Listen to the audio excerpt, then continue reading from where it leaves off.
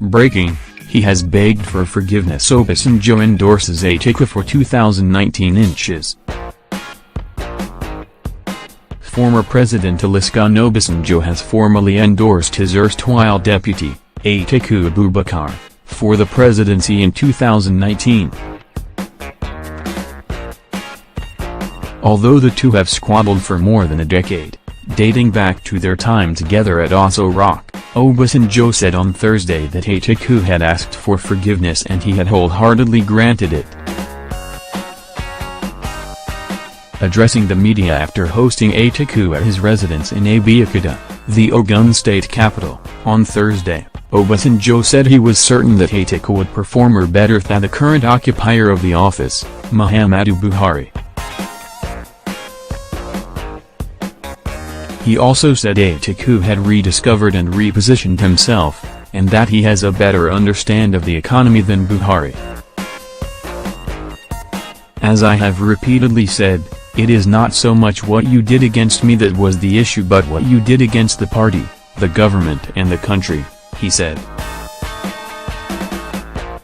I took the stand I had taken based on the character and attributes you exhibited in the position you found yourself. I strongly believe that I was right. It was in the overall interest of everyone and everything to take such a position. From what transpired in the last couple of hours or so, you have shown remorse, you have asked for forgiveness and you have indicated that you have learned some good lessons and you will mend fences and make amends as necessary and as desirable. Remarks by Chief Olusegun Obasanjo on the visit of PDP presidential candidate, Atiku Abubakar, to Abeokuta.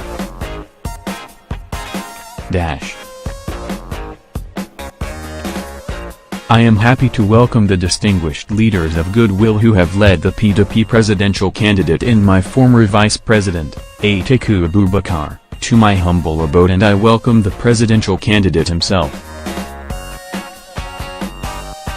Let me start by congratulating President-to-be, Atiku Abubakar, for his success at the recent PDP primary, and I took note of his gracious remarks and his acceptance speech that it all started here.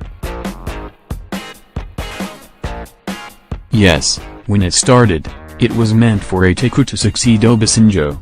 In the presence of these distinguished leaders of goodwill today, let me say it openly that we have reviewed what went wrong on the side of Atiku. And in all honesty, my former vice president has rediscovered and repositioned himself. As I have repeatedly said, it is not so much what you did against me that was the issue but what you did against the party, the government and the country. I took the stand I had taken based on the character and attributes you exhibited in the position you found yourself. I strongly believe that I was right. It was in the overall interest of everyone and everything to take such a position.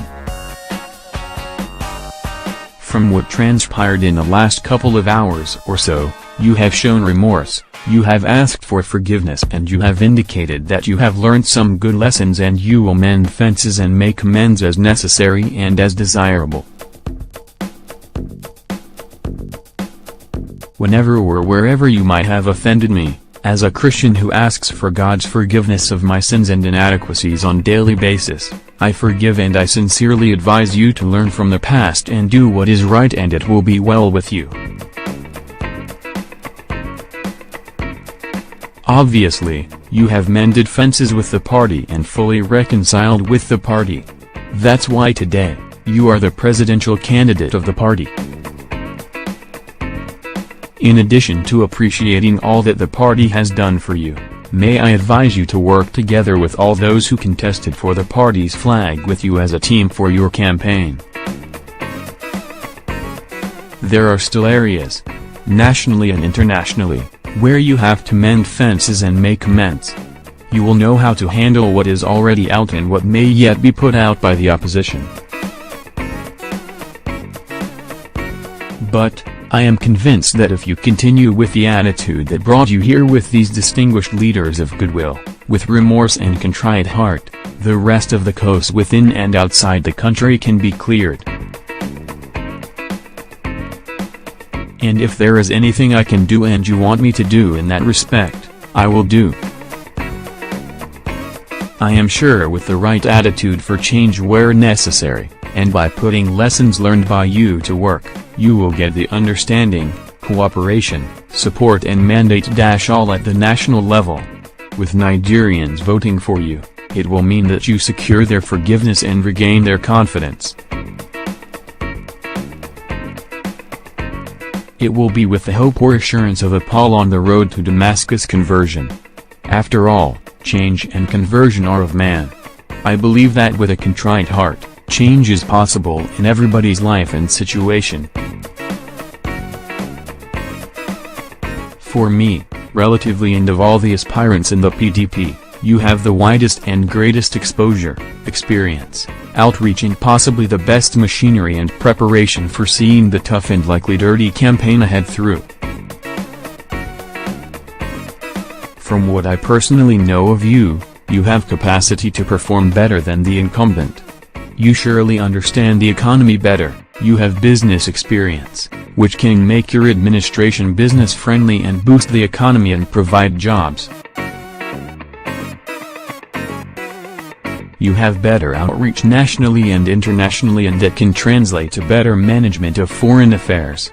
You are more accessible and less inflexible and more open to all parts of the country in many ways. As Pastor Booker, one-time running mate of the incumbent president said, you are a wazo by a man. And that should help you in confronting the confrontable and shunning nepotism. As you know, along the road to where you are today, many leaders and ordinary people cooperated and overtly and covertly worked hard. On your behalf, I thank them all. May their coast continue to be expanded. And when you become Nigerian president, which, inshallah, you will be, remember what we did together in government. We ran in administration by Nigerians for all Nigerians where merit and performance count more than blood relationship, friendship or kith and kin. Although some time and ground have been lost, you should endeavor to start from where we stopped and recover some lost ground, if not time. Please uphold truth, integrity, principles, morality and fight corruption, crimes and insurgency. The fundamental law of the land, our Constitution, must be scrupulously defended. I make one demand and one demand on you today. I need you to say before God and man that you will always remain irrevocably committed to upholding all the provisions of the Constitution of the Federal Republic of Nigeria, and the whole country will remain your single and divisible constituency. Constitutionalism, popular participation and inclusiveness are preconditions for reversing the deficits of the past 3.5 years. They will ensure abiding faith in our indivisibility, oneness and faith in the survival of all against none. The fundamentals for our development, economic growth and progress are hard and soft infrastructure. Remember to always give adequate places in your administration to our youth and women. Once again, congratulations and I wish you well. My distinguished brothers and leaders of goodwill, thank you for making this happen. I will now count on you to encourage all hands to be on the deck to take Nigeria to the level God has created it to be, autopilot level. God bless you all and God bless Nigeria.